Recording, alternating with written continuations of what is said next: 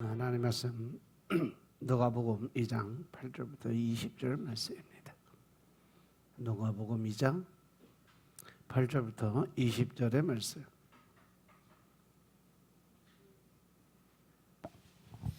그 지경에 목자들이 밖에서 밤에 자기 양떼를 지키더니 주의 사자가 곁에 서고 주의 영광이 저희를 두루 비침에 크게 무서워하는지라. 천사가 이르되 무서워 말라. 보라, 내가 온 백성에게 미칠 큰 기쁨의 좋은 소식을 너희에게 전하노라. 오늘날 다윗의 동네에 너희를 위하여 구주가 나셨으니 곧 그리스도 주시니라. 너희가 가서 강보에 쌓여 구에 누인 아기를 보리니 이것이 너희에게 표적이니라 하더니 호련히 허다한 천군이 그 천사와 함께 있어 하나님을 찬송하여 가로되 지극히 높은 곳에서는 하나님께 영광이요 땅에서는 기뻐하심을 입은 사람들 중에 평화로다 하니라. 천사들이 떠나 하늘로 올라가니 목자가 서로 말하되 이제 베들레헴까지 가서 주께서 우리에게 알리신 바 이 이루어진 일을 보자 하고 빨리 가서 마리아와 요셉과 구유에 누인 아기를 찾아서 보고 천사가 자기들에게 이 아기에 대하여 말한 것을 고하니 듣는 자가 다 목자의 말하는 일을 기이 여기되 마리아는 이 모든 말을 마음에 지키어 생각하니라. 목자가 자기들에게 이르던 바와 같이 듣고 본 그 모든 것을 인하여 하나님께 영광을 돌리고 찬송하며 돌아가니라. 아멘. 할렐루야. 할렐루야. 우리 하나님 참 좋으신 하나님이십니다. 아멘. 지금 이 시간도 하나님의 은혜와 평강이 여러분들과 여러분들 가정과 직장과 사업자 그리고 여러분들 자녀들까지 하나님의 은혜가 넘치도록 채워지길 주의 이름으로 축원합니다. 자, 우리 따라합니다. 나는 예수님 안에서 모든 사람들을 이해하고 용서하고 사랑하겠습니다. 할렐루야. 자, 우리 선포의 기도 드립니다. 나사렛 예수 이름으로 명하노니 내 안에 가난의 영, 채무의 영은 떠나갈지어다. 내 앞에 하나님의 축복을 가로막는 모든 악한 영들은 속히 떠나갈지어다. 내 죄로 인하여 나를 떠나갔던 모든 영권, 인권, 물권은 속히 회복되어 돌아올지어다.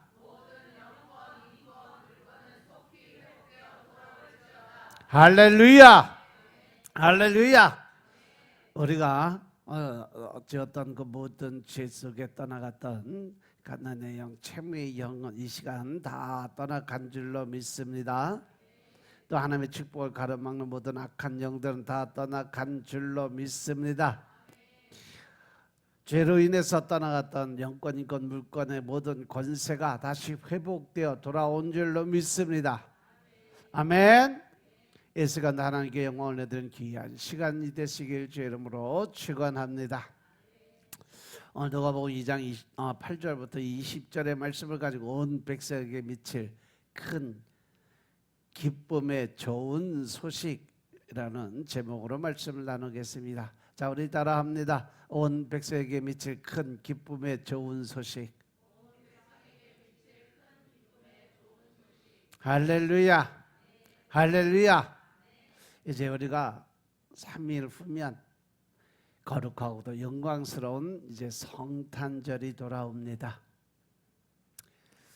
이 시간 하나님께 경배와 찬양과 영광을 올려드리는 성도 여러분에게 은혜와 사랑과 평화와 은총이 충만하게 임하시기를 주의 이름으로 축원합니다.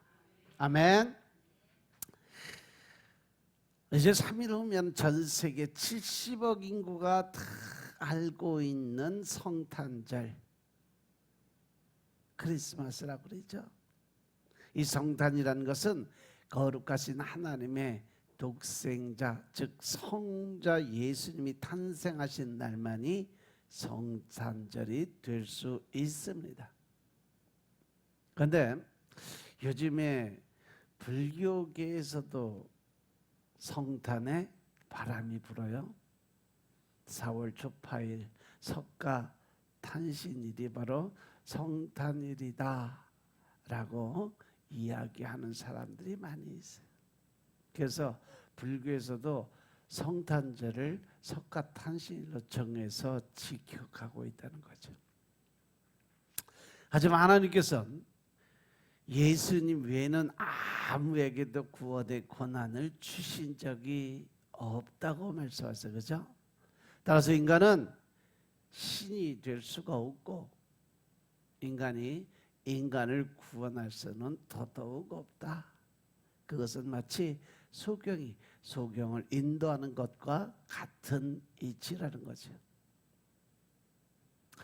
특별히 요즘 세상이 혼탁해지고 마지막 때가 다가와서 그런지 WCC나 NCCK 같은 것을 말하는 구원은 어느 종교나 다 있다고 주장하는 것은 하나님의 말씀을 정면으로 대적한 아주 새빨간 거짓말이요.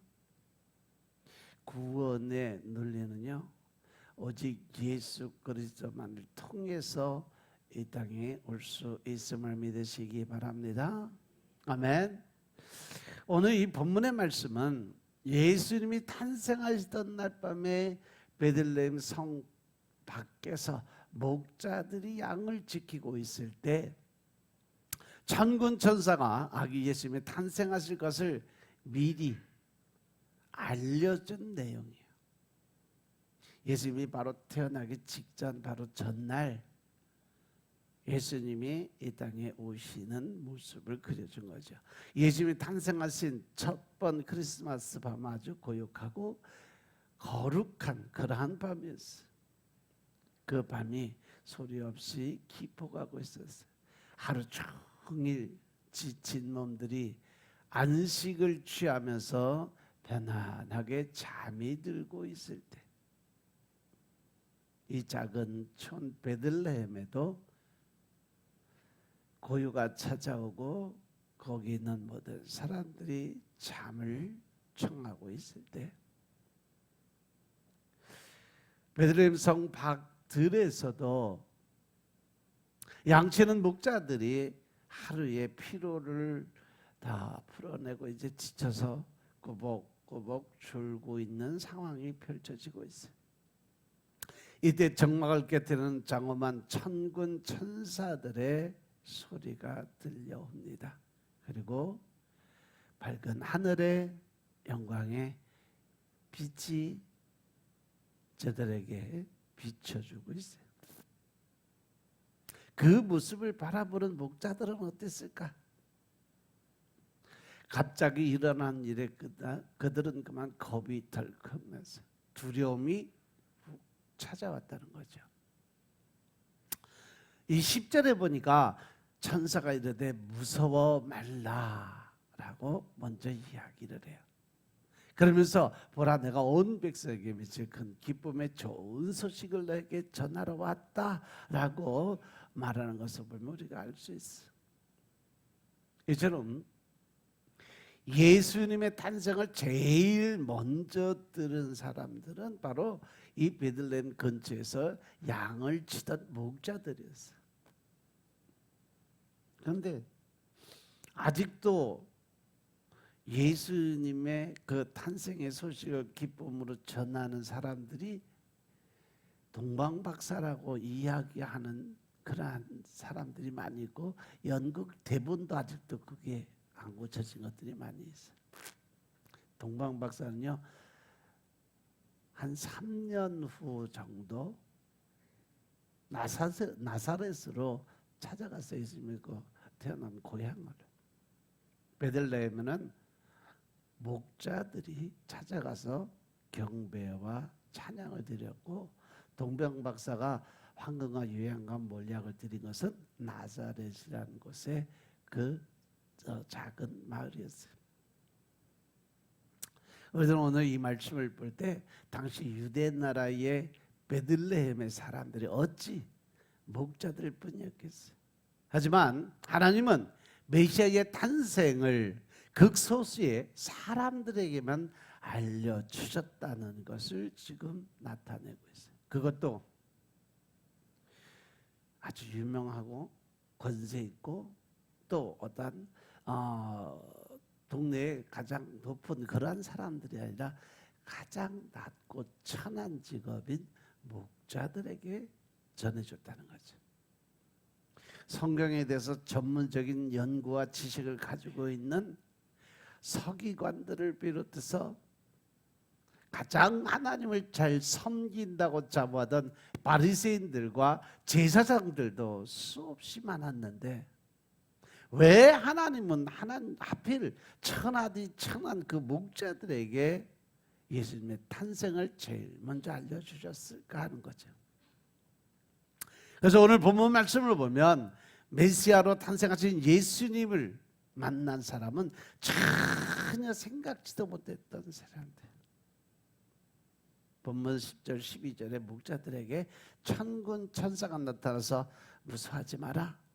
내가 온 백성에게 미칠 큰 기쁨의 좋은 소식을 너에게 전하는데 오늘 다윗의 동네에 너희를 위해서 구주가 나셨다 그랬어요.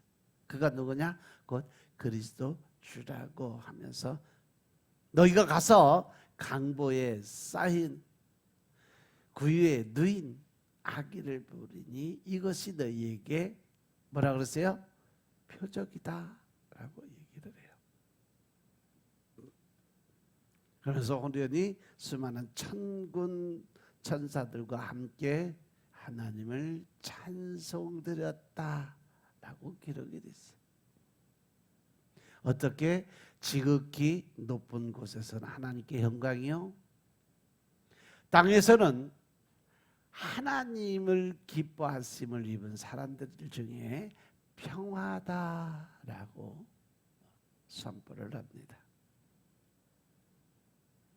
당시 인류의 구세주 메시아가 탄생하실 것은 이미 예언자들을 통해서 아는 사람들은 다 알고 있던 사실이에요. 그런데 알고 있는 지식으로만 생각을 가지고 있었지 정작 마음으로 신경 쓰는 사람들이 별로 없었다는 거죠. 그들은 모두가 메시아의 탄생 또 다른 하나님의 그 모습을 전혀 관심을 갖지 않았어요. 이처럼 앞으로 다시 오마 하고 약속하신 주님의 재림도 마찬가지죠. 지금 이 시대가 우리가 언제 오실지 모르는 예수님의 재림을 기대하고 기다리며 준비해야 될 때인 것임을 깨달으시기 바랍니다. 준비되지 못한 사람들은요, 예수님이 첫 번째 이 땅에 십자가를 짊어지기 위해서 오시는 그때 알아보지 못한 것과 똑같은 일이 반복될 수 있다는 사실을 명심하시기 바랍니다. 아멘. 많은 사람들이 주님의 재림을 기정사실로 믿고 있으면서도 준비하지도 않고 애써 잊어버리고 있다는 거죠. 아직 먼 훗날이 돼서 때가 되지 않았다는 안일한 생각 때문에 준비하지 못하고 있는 사실이에요. 그런데 주님이 말씀하세요. 마태복음 24장 42절부터 44절의 말씀 보겠습니다. 마태복음 24장 42절부터 44절의 말씀. 그러므로 깨어 있으라. 어느 날에 너희 주가 임할는지 너희가 알지 못함이니라. 너희도 아는 바니 만일 집주인이 도적이 어느 경점에 올 줄을 알았다면 깨어 있어 그 집을 뚫지 못하게 하였으리라. 이러므로 너희도 예비하고 있으라. 생각지 않은 때에 인자가 오리라. 아멘. 할렐루야. 그래서 어떻게 깨어 있으라? 어떻게? 영적으로 하나님과의 관계 회복이 다 되어 있어야 돼요. 왜? 예수님이 언제 어떻게 이 땅에 오실지 우리들은 아무도 모른다는 거죠. 하지만 우리가 알고 있는 것처럼 만약에 도둑이 우리 집에 들어오는 걸 언제 들어온다, 몇 시쯤 어떻게 들어온다라고 알고 있으면 그 도둑이 들어오지 못하게 막을 수가 있지만 그것이 준비가 되어 있지 않으면 도둑 맞는 일밖에 없을 거다라고 말씀하시는 거예요. 그래서 항상 깨어 있으면서 영적인 준비가 되어 있어야 된다고 말씀하셨어요. 그리고 데살로니가전서 5장 1절부터 6절 말씀 보겠습니다. 데살로니가전서 5장 1절부터 6절의 말씀에서도 같은 말씀을 하세요. 형제들아, 때와 시기에 관하여는 너희에게 쓸 것이 없음은 주의 날이 밤에 도적같이 이를 줄을 너희 자신이 자세히 알미라. 저희가 평안하다 안전하다 할 그때에 잉태된 여자에게 해산 고통이 이름과 같이 멸망이 호련히 저희에게 이르리니 결단코 피하지 못하리라. 형제들아, 너희는 어두움에 있지 아니하매 그날이 도적같이 너희에게 임하지 못하리니 너희는 다 빛의 아들이요 낮의 아들이라. 우리가 밤이나 어둠에 속하지 아니하나니 그러므로 우리는 다른 일들과 같이 차지 말고 오직 깨어 근신할지니라. 아멘. 할렐루야. 여기서도 말씀하시는 것처럼 예수님이 이 땅에 재림의 그 나팔을 불 때와 시기에 관해서는 아무도 모른다는 거예요. 예수님이 오시는 그날이 밤에 도적같이 이를 줄 너희가 자세히 알고 있지 않냐? 왜? 예수님이 이미 모든 말씀을 다 하셨기 때문에 그래요. 그런데 우리가 편안하고 안전하다고 생각하고 있을 때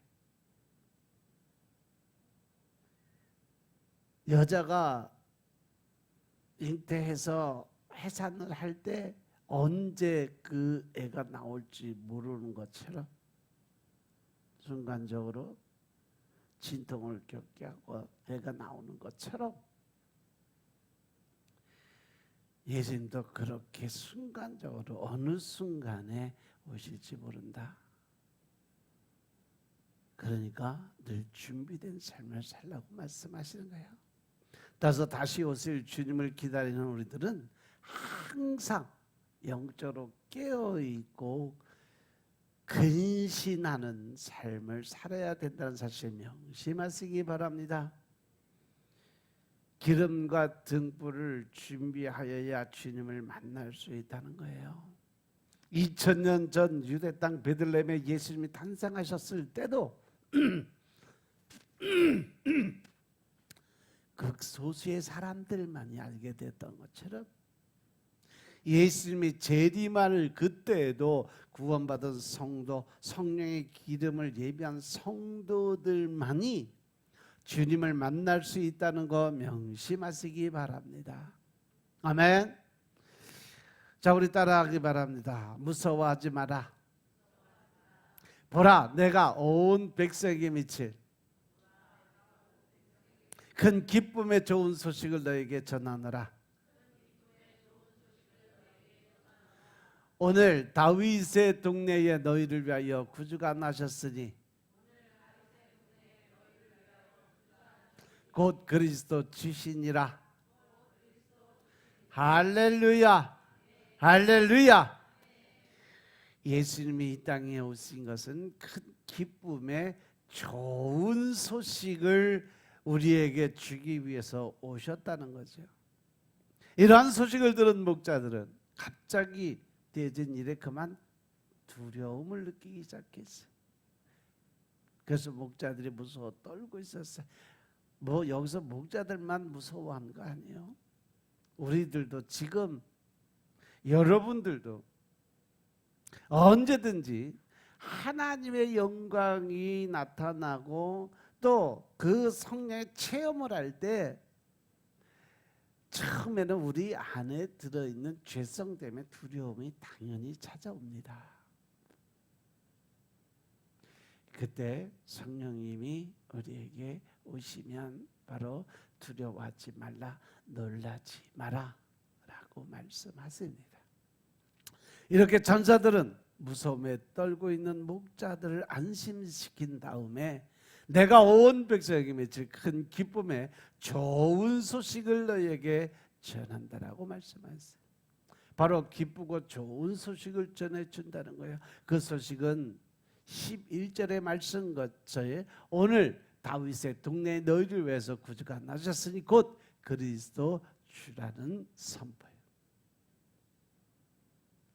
그 말씀 요한복음 3장 16절에 보면 하나님이 세상을 이처럼 사랑하사 독생자를 주셨으니 이는 그를 믿는 자마다 멸망치 않고 영생을 얻게 하려 하심이라고 말씀하신 거예요. 아멘. 천지를 창조하고 다스리는 하나님께서 하나님의 그 독생자를 온 세계와 인류를 죄악 가운데서 구원하시려고 이 세상에 보내신다는 소식이야말로 진짜 가장 크고 아주 기쁜 좋은 소식인 줄로 믿으시기 바랍니다. 이 소식이야말로 온 우주 안에서 가장 큰 최대의 기쁜 소식인 것임을 믿으시기 바랍니다. 우리가 세상에 살아가면서 아무리 좋은 뉴스, 아무리 좋은 소식, 아무리 기쁜 소식을 많이 들었다고 해도 예수 그리스도의 이 기쁜 소식을 듣지 못했다면 그처럼 불쌍한 인생이 없는 거죠. 아멘. 세상을 헛사는 거예요. 우리 주님은 이 세상에 오셔서 가난한 사람들에게 복음을 전파한다 그랬어요. 상한 자를 위로해 주시고 병든 자들을 고쳐주고 눌린 자를 해방시켜 주고 또 포로된 자에게 자유를 주기 위해서 이 세상에 오셨다고 이사야서 61장 1절부터 3절의 말씀을 보면 정확하게 기록을 해놨어요. 그래서 모든 슬픈 자를 위로하는데 사랑으로 그 죄를 대신해 주시고 희락과 기쁨으로 슬픔을 대신해 주고 질병에서 해방시켜 주시려고 이 땅에 오셨다라고 말씀하고 있습니다. 이사야서 61장 1절부터 3절 한번 읽어보겠습니다. 이사야서 61장 1절부터 3절의 말씀. 주 여호와의 신이 내게 임하셨으니 이는 여호와께서 내게 기름을 부으사 가난한 자에게 아름다운 소식을 전하게 하려 하심이라. 나를 보내사 마음이 상한 자를 고치며 포로된 자에게 자유를 갇힌 자에게 노임을 전파하며 여호와의 은혜의 해와 우리 하나님의 신원의 날을 전파하여 모든 슬픈 자를 위로하되 무릇 시온에서 슬퍼하는 자에게 화관을 주어 그 죄를 대신하며 희락의 기름으로 그 슬픔을 대신하며 찬송의 옷으로 그 근심을 대신하시고 그들로 의의 나무 곧 여호와의 심으신 바 그 영광을 나타낼 자라 일컬음을 얻게 하려 하심이니라. 아멘. 할렐루야. 바로 이 땅에 예수님이 오신 목적에 대해서 설명을 해준 거예요. 세상에는 여러 종류의 소식이 있어요. 기쁜 소식이 있고 좋은 소식이 있는가 하면 슬픈 소식도 있고 아주 나쁜 소식도 있어요. 그죠? 그런데 전사들은 크고도 기쁘고 좋은 소식을 전해주겠다라고 이야기를 하고 있어요. 그것도 어느 한두 사람에게 좋은 소식이 아니라 온 백성에게 미칠 아주 좋은 소식이다. 아멘. 이 좋은 소식은 세계 어느 나라 사람에게라도 미치는 아주 기쁘고 좋은 소식인 것임을 깨달으시기 바랍니다. 하지만 좋은 소식에는 몇 가지 조건이 맞아야 좋은 소식이 될 수 있다는 거예요. 그 조건 중에 하나가 뭐냐? 첫 번째, 기쁜 소식이어야 된다. 예수님의 탄생 소식이 어째서 기쁜 소식일까? 예수님은 바로 우리의 구세주이기 때문인 것임을 믿으시기 바랍니다. 그래서 예수님이 나신 소식은 아주 기쁜 소식이에요. 하나님의 형상대로 창조하신 인간은 죄로 인해서 영원히 멸망받을 수밖에 없는 자리에 있는데 하나님께서는 그 인간들을 구원해 주시려고 하나님의 독생자 아들을 보내셨다는 것은 기쁜 소식 중에 아주 제일 기쁜 소식인 것임을 깨달으시기 바랍니다. 그래서 로마서 5장 8절의 말씀을 보시면 우리가 아직 죄인 되었을 때에 그리스도께서 우리를 위해서 죽으심으로 하나님께서 우리에 대한 자기의 사랑을 어떻게 했다? 확증하셨다라고 기록이 되어 있어요. 우리가 아직 죄인 됐을 때 하나님을 모르고 예수 그리스도를 믿지 않았을 때에도 그리스도께서 우리를 위해서 돌아가셨다는 거죠. 그래서 하나님께서 우리에게 하나님이 우리를 얼마나 사랑하시고 얼마나 구원하길 원하시는지 확증적으로 보여주신 것이 바로 십자가 사건이었다라고 말씀하시는 거예요. 이 기쁜 소식이 참으로 좋은 소식인 것임을 깨달으시기 바랍니다. 군대 간 아들에게서 편지가 오든지 뭐 전화가 오면 부모에게는 그것이 얼마나 기쁜 소식이 돼요. 그것도 뭐 처음이나 그렇지 2년 3년 돼서 말년 되면 그래 너 또 나왔냐 이제 그만 나와라 그래. 첫 번째 올 때는 그냥 버선발로 그냥 그러더니 이제 1년 넘어가 2년 되니까 이제 귀찮아지기 시작해. 3년 되면 이제 오지 말라고 그래. 그냥 거기서 놀다가 그냥 제대하래. 그런데 잠언 25장 25절에 보면요, 먼 땅에서 오는 좋은 소식, 좋은 기별은 목마른 사람에게 냉수와 같다라고 말씀하셨어요. 그만큼 우리 마음속에 간절함인데 그 간절함이 해결됐다는 소식 자체가 모든 내 몸의 갈증을 풀어주는 것 같은 시원함을 느낄 수가 있다라는 거죠. 아멘. 또한 좋은 소식이 맞는 조건 두 번째, 온 백성에게 미칠 수 있는 큰 소식이어야 된다라는 거예요. 오늘 본문 10절의 말씀처럼 내가 온 백성에게 미칠 큰 기쁨의 좋은 소식을 너에게 전한다 이렇게 얘기했어요. 그러면 예수님이 나신 것이 어떻게 온 백성에게 미치는 좋은 소식이 되겠느냐는 거죠. 지금 이 지구촌 곳곳에는 나라마다 기독교가 전파되지 않은 나라가 거의 없습니다. 물론 아프리카 진짜 구석구석에 이 미종족 전도까지 덜 된 부분도 있긴 한데 거의 다 예수님이 말씀하신 대로 우리에게 성령이 임했을 때 온 유대와 사마리아 땅 끝까지 이르러 복음의 증인이 되라 하신 그 말씀이 이루어졌어요. 우리나라에서 나가서 선교사로 나가신 분들도 엄청 많습니다.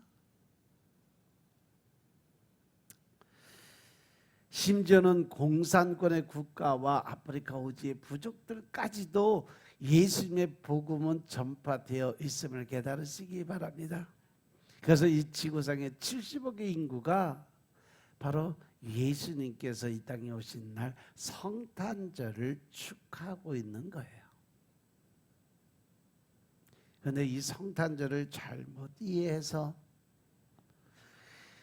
타락의 장소로 즐기는 날로 선물로 그냥 주고받는 걸로 착각하고 누리는 그러한 사람들이 너무 많아졌다는 거죠. 여러분들은 바로 이 성탄절이 예수님이 이 땅에 오신 날, 또 예수님의 생일인 것임을 분명히 기억하시고 예수님을 만날 수 있는 준비된 자들이 되시길 주님으로 축원합니다. 좋은 소식이 맞는 조건 세 번째, 나를 위한 소식이어야 된다라는 거죠. 오늘 다윗의 동네에 너희를 위해서 구주가 나셨다. 누구를 위해서? 나를 위해서.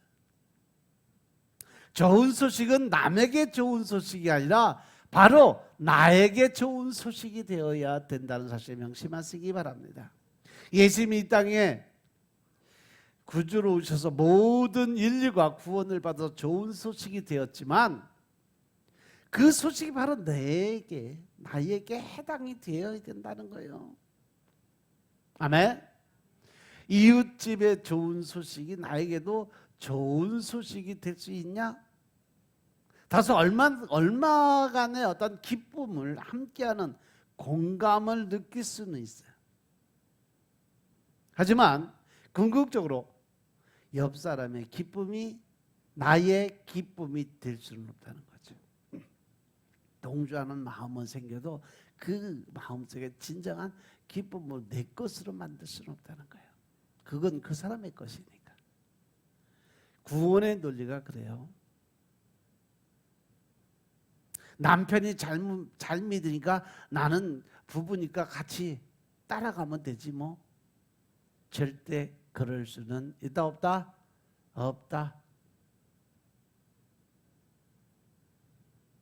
하나님은요, 예스 아니면 노요, 예 아니면 아니요, 천국 아니면 지옥, 중간은 없습니다. 됐습니까? 따라서 우리가 죽으면 천국을 가든 지옥을 가든 둘 중에 한 군데 가 있어요. 절대 이 땅에 다시 와서 뭐 자식 새끼들이 잘 되라고 뭐 지켜주고 보호해주고 그런 거 절대 없어. 다 귀신들 장난이요. 영원한 천국의 영생의 삶을 살아가느냐, 영원한 형벌인 지옥에 들어가느냐. 한번 들어가면 절대 나올 수 없는 곳으로 들어갑니다. 그러면 끝이에요. 그래서 여러분들이 살아있는 동안, 이 땅에 사는 동안 말씀을 먹고 그 말씀을 의지하고 그 말씀대로 살아가서 예수님이 이 땅에 오시는 그날을 준비하라는 겁니다. 계시록 3장 15절부터 17절의 말씀처럼 예수님 말씀하시잖아요. 너희가 차갑든지 뜨겁든지 분명하게 길을 정해라. 내가 차지도 않고 더웁지도 아니하니까. 그게 싫다는 거 하나님은요. 그냥 이 미지근한 차지도 않고 뜨겁지도 않는 이러한 신앙을 가지고 있으면 내 입에서 너를 토하여 내쳐버리겠다라고 말씀하신 것임을 분명히 깨달으시기 바랍니다. 하나님은요, 믿으려면 확실히 믿고, 아니면 세상의 즐기나 지옥을 가든 결정은 누가 한다? 내가 한다.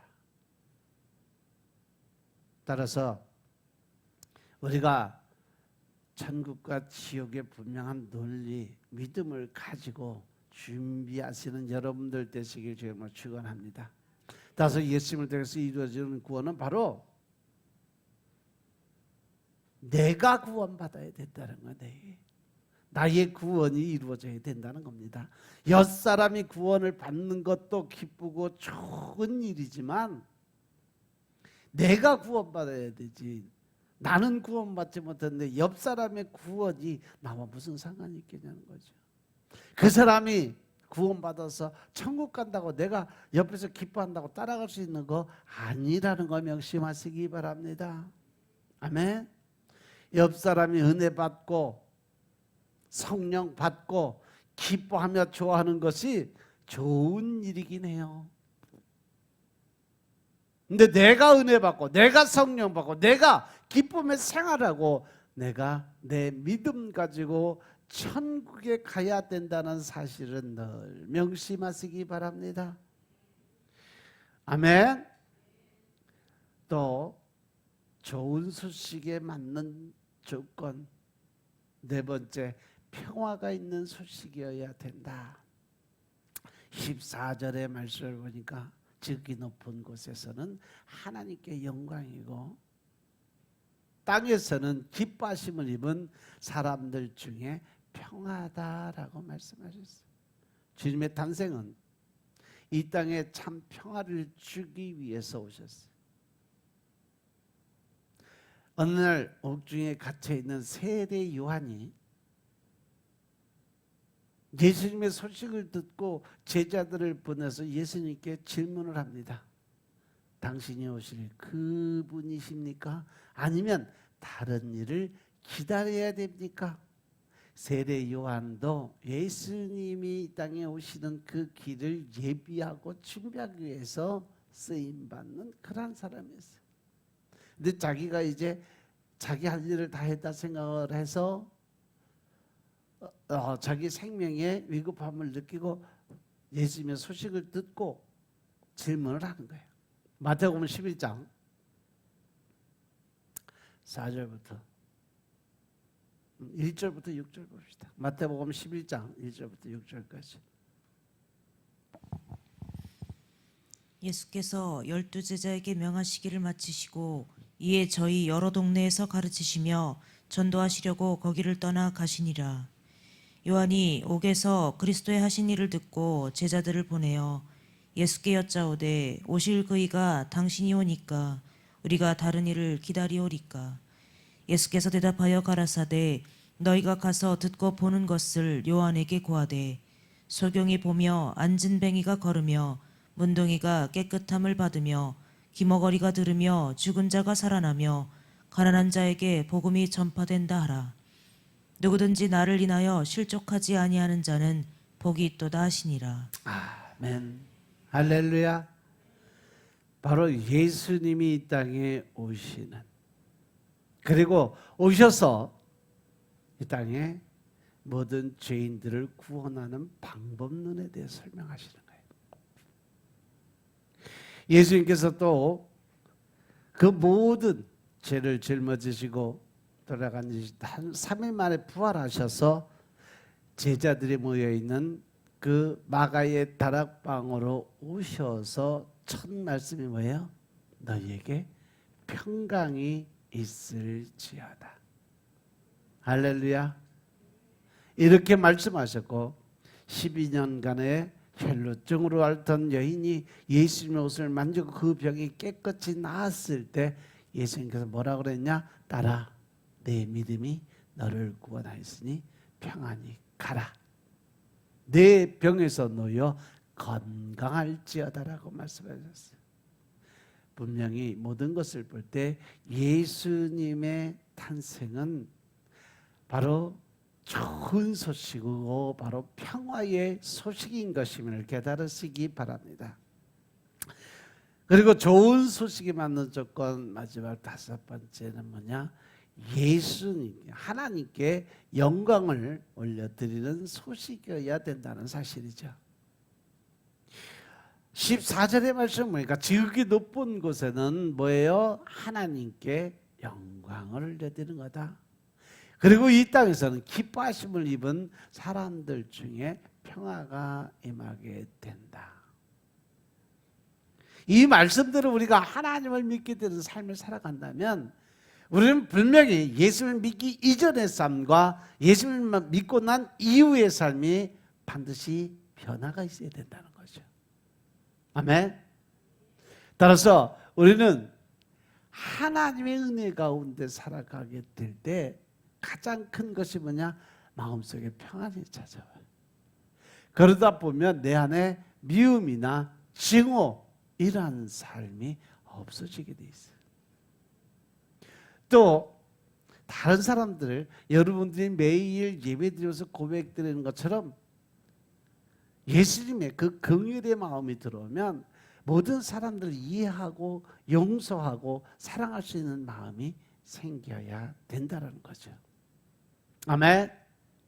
그래서 내 마음속에 든 모든 미움과 증오의 마음들이 사라져야 되고, 어떻게 하면 상대방의 입장에서 나보다 남을 더 생각할 수 있는 그 마음이 들어와야 돼. 왜? 하나님 이것은 강령이라서 아주 강한 명령이다. 예수님이 그 온 율법의 모든 것을 딱 함축해서 한마디로 말씀하시는 그 뭐예요? 주 여호와를 하나님을 사랑하라는 거. 그리고 두 번째는 뭐예요? 내 이웃을 내 몸과 같이 사랑할 수 있는 마음을 가져라. 이것이 바로 선지자들에게 주는 강령이다라고 말씀하셨어요.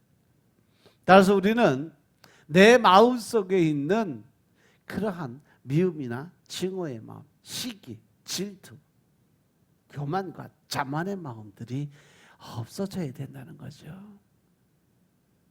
늘 나를 붙잡고 힘들게 하고 어렵게 하는 것이 뭐냐? 내 안에 있는 남을 미워하고 증오하는 마음, 판단하고 심판하고 정죄하는 마음. 이 마음이 있으면요, 결코 내가 평안 하나님의 마음을 가질 수 없고 주님이 주시는 그 평안의 마음을 찾을 수가 없어요. 늘 시끄러워 혼란스러워요. 생각이 많아지다 보면 그만큼 나는 하나님과 점점 멀어지고 있다는 사실 명심하시기 바랍니다. 여러분들에게 늘 말씀드리지만 마귀 사단이 우리에게 공격하는 제일 첫 번째 포인트가 뭐냐? 생각이에요. 그 생각은 생각에 꼬리를 물고 그 꼬리를 무는 것들이 결국은 이 생각의 영은요, 결코 좋은 결과를 갖다 주는 게 아니에요.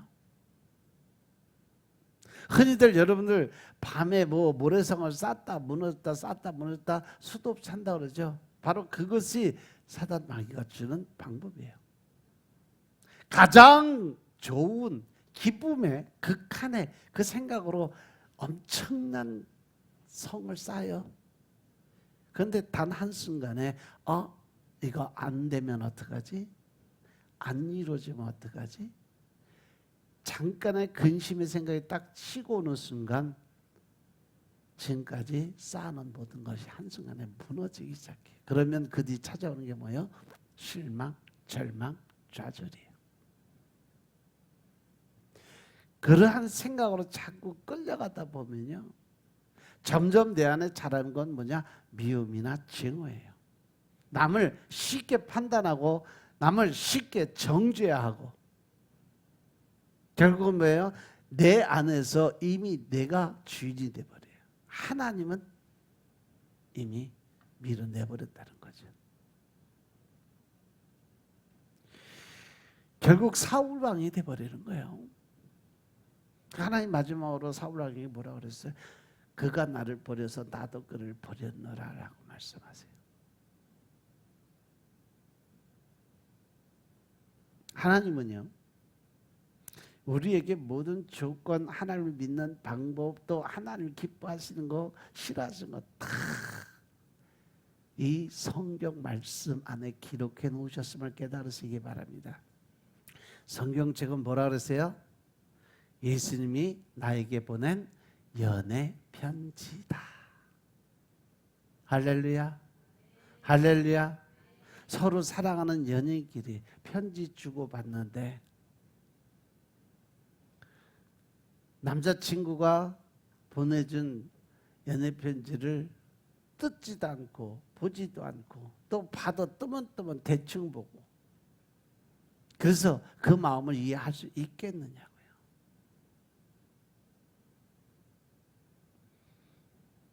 여러분들도 다 연애해보고 결혼해봐서 알겠지만 처음에 연애할 때 편지 한 장 받으면 얼마나 좋아. 그거 얼마나 열심히 잘 읽어봐.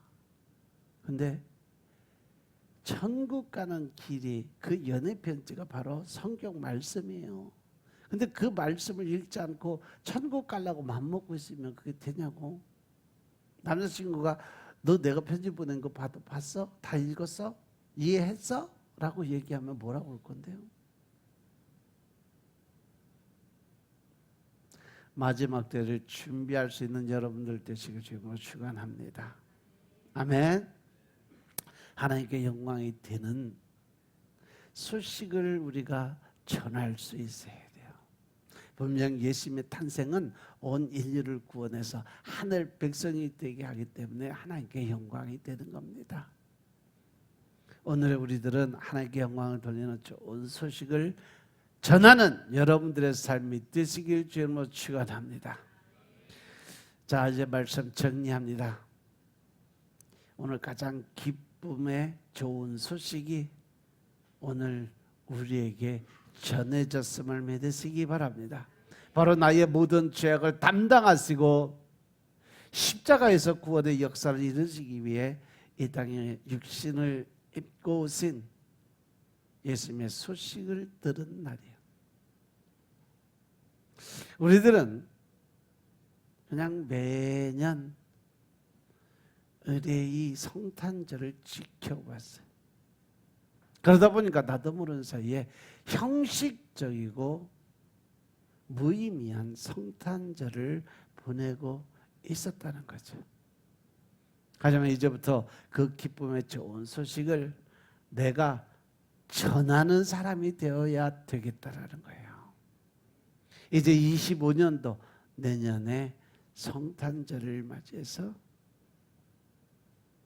여러분들이 새로운 생각과 새로운 각오로 새 생명을 얻고 새 영, 새 마음을 얻어서 25년도에는 좀 더 하나님의 그 명령에 따라서 순종하고 복종하는 믿음의 사람들이 되시길 주님으로 축원합니다.